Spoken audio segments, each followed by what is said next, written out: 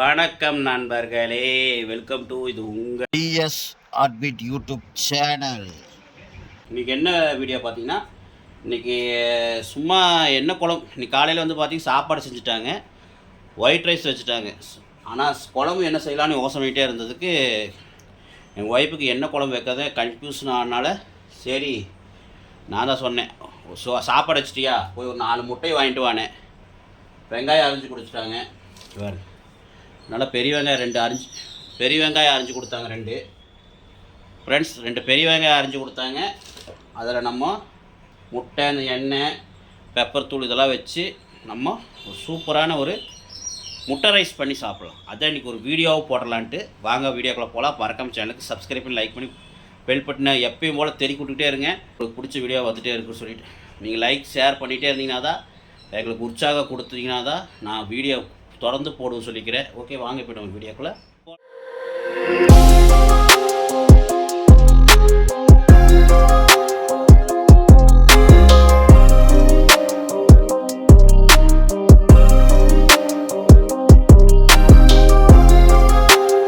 Friends பார்த்தீங்கன்னா முதல்ல வந்து பார்த்தீங்கன்னா இந்த மாதிரி ஒரு வடசட்டி அடிச்சுக்கலாம். அது வந்து நான் பற்ற வச்சுக்கலாம். என்னடா வடசட்டி வந்து இப்படி இருக்குன்னு நினைக்காதீங்க. இது வந்து நாங்கள் யூஸ் பண்ணுற வடசட்டி தான். இந்த வடசட்டிலாம் பார்த்தீங்கன்னா எத்தனை நாள் இருக்குது தெரியுங்களா? இதெல்லாம் நான் சின்ன பையன்லேருந்து இந்த வடசட்டி இருக்குது ஃப்ரெண்ட்ஸ். இப்போ ஸ்டவ் பற்ற வச்சாச்சு. ஸ்டவ் பற்ற வச்சு இந்த மாதிரி ஒரு வடசட்டி வச்சுட்டோம். அதில் நம்ம ஒரு 100 ml எண்ணெய் ஊற்றிக்கலாம். எண்ணெய் கொஞ்சம் ஒரு 100 ml விட்டுக்குங்க, அப்போ தான் நல்லாயிருக்கும். ஓகே, இப்போ வந்து பார்த்திங்கன்னா எண்ணெய் சூடாகட்டும், நம்ம வெங்காயத்தை போட்டுக்கலாம். ஃப்ரெண்ட்ஸ் பார்த்தீங்கன்னா எண்ணெய் நல்லா காஞ்சிருச்சு. நம்ம வெங்காயத்தை போட்டுக்கலாம். நல்லா பெரிய வெங்காயம் வந்து ஒரு 2 பெரிய வெங்காயம் நீளமாக அரிஞ்சிக்குங்க. ஓகே, இப்போ ஒரு குழந்தைங்க ஸ்கூலுக்கு போகிற நேரம் பார்த்தீங்கன்னா கொஞ்சம் அர்ஜென்ட்டாக செஞ்சு, குழந்தைங்க ஸ்கூலுக்கு போகிறதுக்கு பார்த்தீங்கன்னா இந்த மாதிரி செஞ்சு கொடுக்கலாம். டக்குன்னு செஞ்சு கொடுத்தா குழந்தைங்க சாப்பிட்டு போவாங்க. ஸ்கூல் விட்டு வந்தாலும் இந்த மாதிரி செஞ்சு கொடுக்கலாம். அதுக்கப்புறம் பார்த்தீங்கன்னா நீங்கள் உரமுறை வந்தாலும் இந்த மாதிரி செஞ்சு கொடுக்கலாம். ஒரு அர்ஜென்ட்டுக்கு உங்களுக்கு பசிக்குதா, குழம்பு இல்லையா, அந்த மாதிரி செஞ்சுக்கலாம். ஒரு ஈஸியான ஒரு ரெசிபி, ஃபாஸ்ட்டான ஒரு ரெசிபி தான். ஓகே, இப்போ வந்து தாளிச்சு விட்டுக்கலாம் ஃப்ரெண்ட்ஸ். இப்போ தாளிச்சு விட்டுக்கலாம்.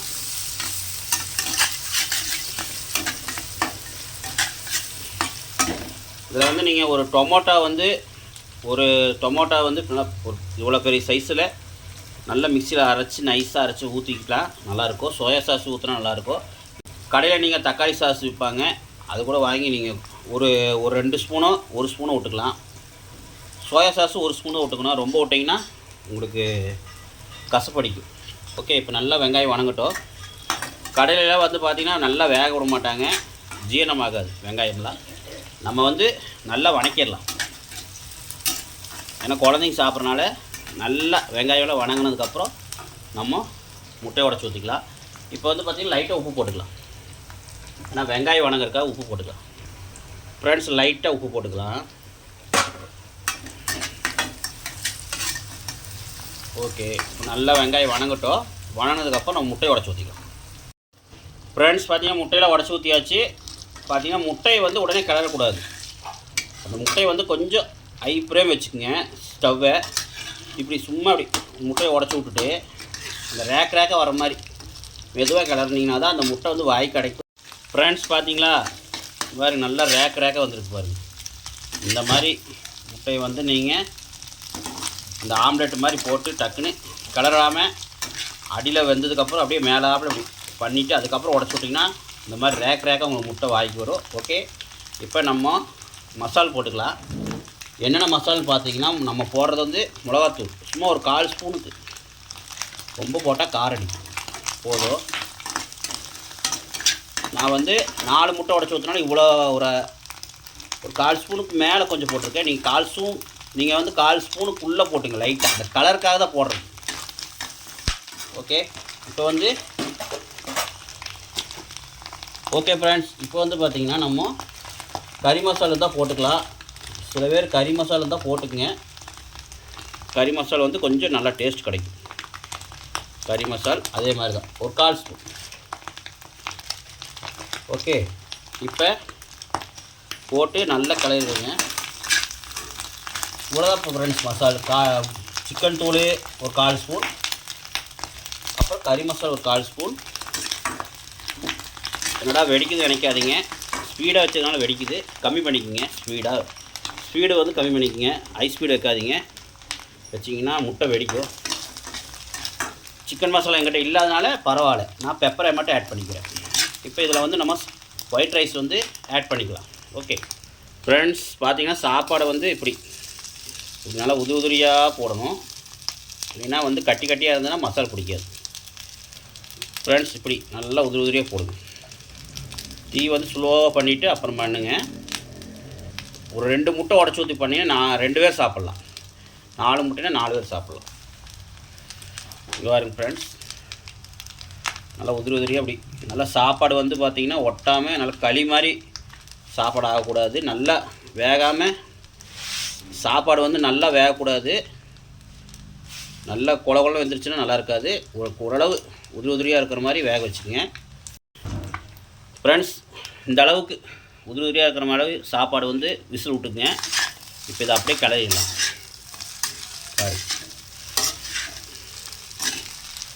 இதை அப்படியே கிளறி விட்டிங்கன்னா உங்களுக்கு ஒயிட் ரைஸ் ரெடி.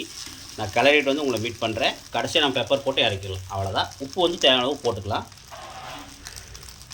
உப்பு வந்து உங்களுக்கு எவ்வளோ தேவையோ அவ்வளோ போட்டுங்க. ஏன்னா நம்ம அளவாக தான் போட்டிருக்கோம் வெங்காய தாளிப்புக்காக. ஓகே, இப்போ நான் கிளறி முடிச்சு காட்டுறேன். உப்பு போட்டாச்சு, நான் கிளறி முடிச்சு காட்டுறேன். ஃப்ரெண்ட்ஸ் பாருங்கள், நல்லா கிளறி விட்டாச்சு. இங்கே பாருங்கள், இதில் வந்து நீங்கள் கேரட் துருவி, பீன்ஸு கொஞ்சம் துருவி போட்டு, முட்டை கூட போட்டு நல்லா தாளித்து விட்டு அதுக்கப்புறம் பண்ணாலுமே சூப்பராக இருக்கும். குழந்தைங்களுக்கு சாப்பிடுவாங்க விரும்பி. காய்கறி சாப்பிடாத குழந்தைங்களுக்கு அந்த மாதிரி செஞ்சு கொடுங்க. அருமையாக வந்துடுச்சு ஃப்ரெண்ட்ஸ். நான் ஒரு வாய் டேஸ்ட் பார்த்தா அருமையாக இருந்தது. உப்பு எல்லாம் கரெக்டாக இருக்குது. இப்போ நாங்கள் என்ன பண்ணுறீங்க, ஹை ஸ்பீடு வச்சுக்கோங்க. தீயை ஹை ஸ்பீடு வச்சு நல்லா ஒரு இடுக்கி இது மாதிரி பிடிச்சிக்குங்க சட்டியை. இல்லை ஒரு துணி வச்சு நல்லா கெட்டியாக சட்டி பிடிச்சி நல்லா கிளறிட்டே இருக்கணும். அந்த ஈரத்தன்மை லைட்டாக கம்மியாகணும். சாப்பாடு வந்து உங்களுக்கு நல்லா உதிரி ஆகணும். அந்தளவு நல்லா ரோஸ்ட் மாதிரி பண்ணணும். ரொம்பவும் இல்லை, நான் வந்து தாளித்து முடிச்சு காட்டுறேன் பாருங்கள். கிளறி விட்டே இருக்கணும். அப்போ தான் வந்து எல்லாமே அந்த ஈரத்தன்மை எல்லாம் போய் சாப்பாடு நல்லா ரப்பாக இருக்கும். அப்போ தான் சாப்பிட்றதுக்கு டேஸ்ட்டாக இருக்கும். எல்லாத்துலேயும் மிக்ஸ் ஆகிரும், கரெக்டாக இருக்கும். இதில் வந்து ஒரே ஒரு தக்காளி மட்டும் அரைச்சி நீங்கள் டொமாட்டோ சாஸ் அரைச்சி மாதிரி ஊற்றிக்கலாம். அப்படி வேண்டாங்க இப்படி பண்ணிக்கோங்க. வீட்டில் தக்காளி சாஸு அப்புறம் சோயா சாஸ்லாம் இருந்ததுன்னா நீங்கள் ஒரு ஸ்பூன் ஊற்றிக்கிங்க. இல்லாதவங்க சொல்கிறேன் நான், தக்காளி அவனை அரைச்சி ஊற்றிக்கிங்க. அவ்வளோதான் ஃப்ரெண்ட்ஸ், ஈஸியான ஃபாஸ்ட்டான ஒரு முட்டை ரைஸ் ரெடி. நம்ம கடைசியாக பெப்பர் தூவி விட்டால் முடிஞ்சுது. ஓகே, இப்போ ஸ்டவ் ஆஃப் பண்ணிக்கலாம் ஃப்ரெண்ட்ஸ். கடைசியாக பெப்பர் தூள் லைட்டாக தூவி விட்ருங்க.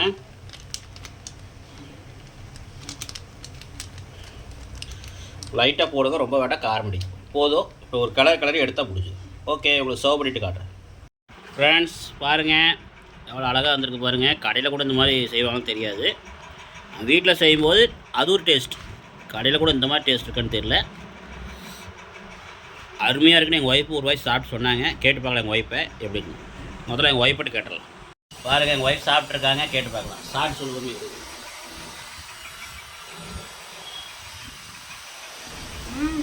எப்படி இருக்கு? செமையா இருக்கு. நல்லா இருக்கா? டேஸ்ட்டாக இருக்கா? செம டேஸ்ட். ஓகே, அவங்க சொல்லிட்டாங்க. இப்போ நம்ம சாப்பிட்டு பார்த்தானே சொல்ல முடியும். அவங்க சொல்லிட்டாங்க, சரி. என்னதான் இருந்தாலும் நம்ம செஞ்சு நம்ம சாப்பிட்டா தான் சொல்ல முடியும். ஏன்னா நமக்கு வந்து தெரியும் எப்படி இருக்குது ஒரு சாப்பாடுன்னு. அதனால் நான் சொல்கிறேன். இப்போ வாங்க நம்ம சாப்பிட்டு பார்த்துடலாம்.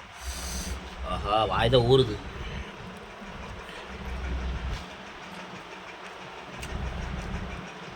போலா வேணுங்க.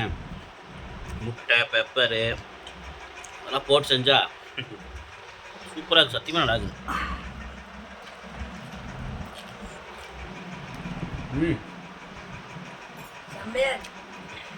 சரியா டேஸ்ட். வாய் கசப்பா இருக்குதா? நல்லா இருக்கு வாய்.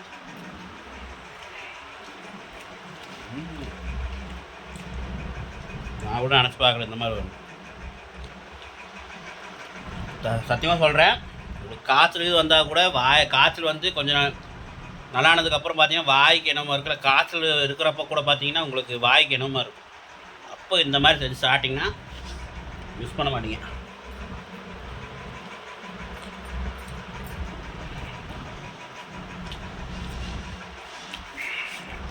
நம்ம குழந்தைங்களுக்கு கொடுத்து சாப்பிட வச்சார் பார்க்கலான்னு பார்த்தா குழந்தைங்க ஸ்கூலுக்கு போயிட்டாங்க. காலையில் இந்த மாதிரி செஞ்சு கொடுத்தாங்க ஒய்ஃபு. ஆனால் முட்டை போடாமல் செஞ்சு கொடுத்தாங்க, சாப்பிட்டு போயிட்டாங்க. உங்கள் வீட்டில் ஏதாவது குழம்பு செய்யணும், அது செய்யணும், இல்லை உரம்பு வந்துட்டாங்க, குழந்தைங்க ஸ்கூலுக்கு அமுச்சு விடணும், டைம் ஆயிடுச்சு, என்ன செய்யலான்னு நினைப்பீங்க. டக்குன்னு இந்த மாதிரி செஞ்சு கொடுத்துட்டிங்கன்னா ஒரு ஈஸியான ஒரு ரெசிபிஸ் டக்குன்னு செஞ்சு கொடுங்க, சூப்பராக செஞ்சு கொடுத்து சொல்லிட்டு நல்ல ஒரு வீடியோ இருக்குது. இதே மாதிரி ஒரு நல்ல வீடியோவில் சந்திக்கலாம். இதே மாதிரி வீடியோக்கு எப்பயுமே ஆதரவு கொடுன்னு சொல்லிட்டு விடைபெரிய நன்றி, வணக்கம், பாய். மற்றும் நான் உங்கள் மணிகண்டன் வாணி. வாணி.